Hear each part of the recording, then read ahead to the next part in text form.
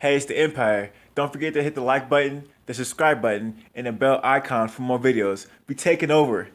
Let's go, champ. Hit that like button, hit that subscribe button right now. Let's go. Hey, it's the Empire, Geoboxing Empire, back with more boxing. Now, man, Adrien Broner's longer-awaited return since his fight with Manny Pacquiao.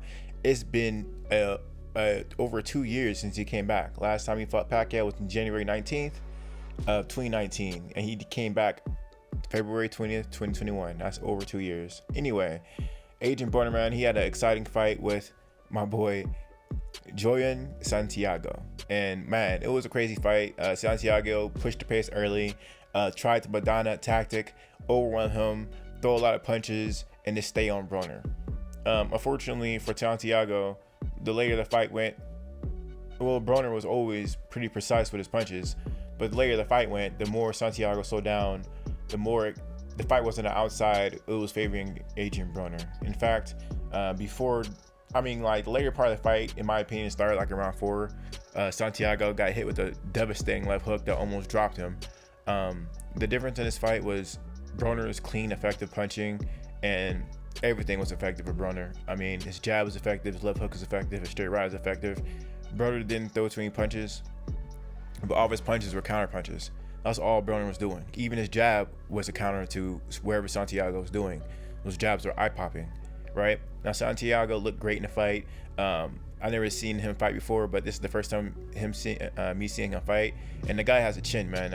I was really impressed with him taking that left hook and not dropping in round 4. But at the end of the day, Santiago really couldn't impose himself on Broner enough to really hurt him. And it comes to a point in a fight where throwing punches and it doesn't really mean anything if they're not meaningful punches. There's never a time in that fight where Santiago had Broner hurt or hit him with anything really fleshly clean like Broner was hitting him with. Santiago, unfortunately, couldn't really counter Broner with anything meaningful that really catches the judge's attention. So, unfortunately for Santiago, he was fighting a fighter who was a power counterpuncher in Broner. Broner doesn't throw so many punches, but he was countering them, and they're all power shots. And that really caught the judge's eyes. And what they say in boxing, the judges score it with clean, effective punching, and whatever is clean and effective, they're gonna count those. That means more than some guy clicking a clicker because he thought a fighter landed a punch. They want to know, okay, we've seen this punch land. So, man, that being said, yeah, man, Broner, he won his fight off clean, effective punching. Santiago, if you look at the punch stats, it tells a story, but if you actually watch the fight, when you watch who landed the clean punches, it was obviously Adrien Broner. Now, man, Broner, he picked up the pace later in the fight, and he was looking really fresh. He didn't look tired at all, and it's been 2 years since he's been off, and he looked better in the later half of the fight. So that tells you that there could have been some ring rust involved in the reason why Broner was so inactive, but he